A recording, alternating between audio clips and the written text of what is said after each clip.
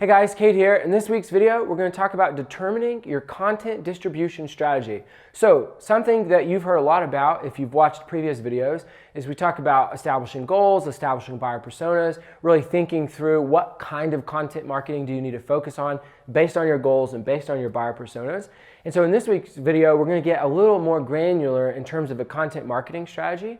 Part of your content marketing strategy is deciding, okay, we're going to create a certain type of content, but then what channels or platforms are we going to distribute that content through? And so I want to talk a little bit about how you can think about that and how you can determine it. First of all, and again, if you've heard any videos, we talk a lot about this, but the very first thing you have to do is you have to establish what your goals are, okay?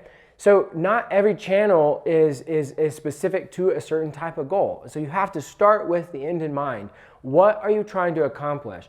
One example I might give you is if you have a goal of running a marathon, and so you start developing your kind of game plan for how you're going to train, and you decide that you're going to become a bodybuilder and you're going to start lifting a bunch of heavy weights, but your goal is to run a marathon, not going to end well for you. So if you don't identify what you're actually trying to accomplish before you start thinking about social media or blogs or your website or landing pages or whatever the case may be, it's going to be the same as you training for a marathon by lifting a bunch of weights. It's not how you run a marathon. And so from a content standpoint and how you're going to distribute that content, you have to start with what is your goal and let that then begin to inform what types of tools or what kind of channels you're going to distribute your content through.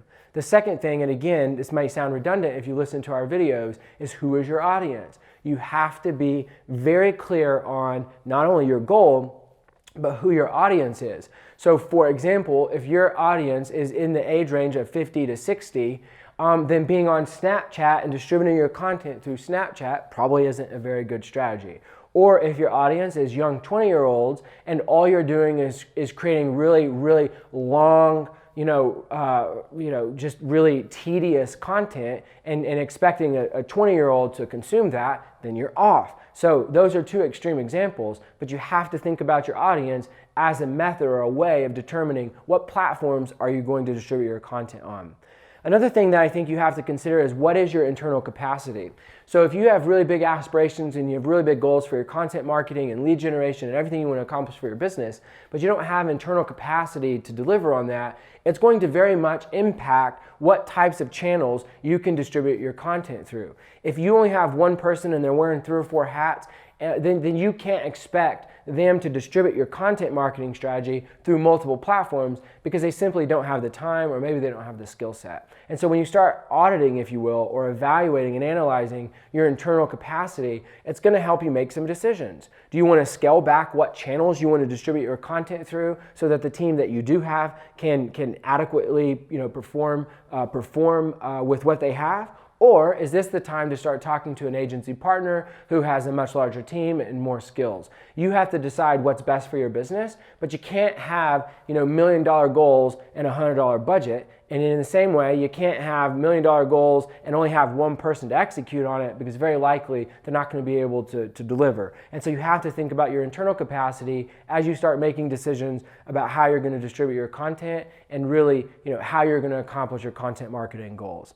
And then the last thing that you can think about as it relates to distributing your content is what is your budget? Again, you have to be very practical about these things. I routinely work with either existing customers or prospective customers who have a lot of aspirations, who have a lot of needs, who have a lot of goals, who want to accomplish a lot with their business, but they don't have the budget or they don't have the internal capacity, or maybe they don't even have the internal knowledge. And so from a budget standpoint, sometimes it works really well to say, this is what I have to spend. I have X amount of money per month that I can spend on content marketing and thinking through how we're going to generate leads. And then using that budget then to decide, okay, because this is my budget, I'm going to prioritize these distribution channels for my content and my messaging and my marketing because this is my budget, okay? So thinking critically about your budget as a way to influence your goals and think critically about what you're actually going to accomplish is a really essential step to determining, can we distribute our content through all the platforms that exist, or should we be highly focused on a few based on our budget? So these are the types of things that you can consider Once you have a firm grasp on these things, it very much will influence how you then distribute your content.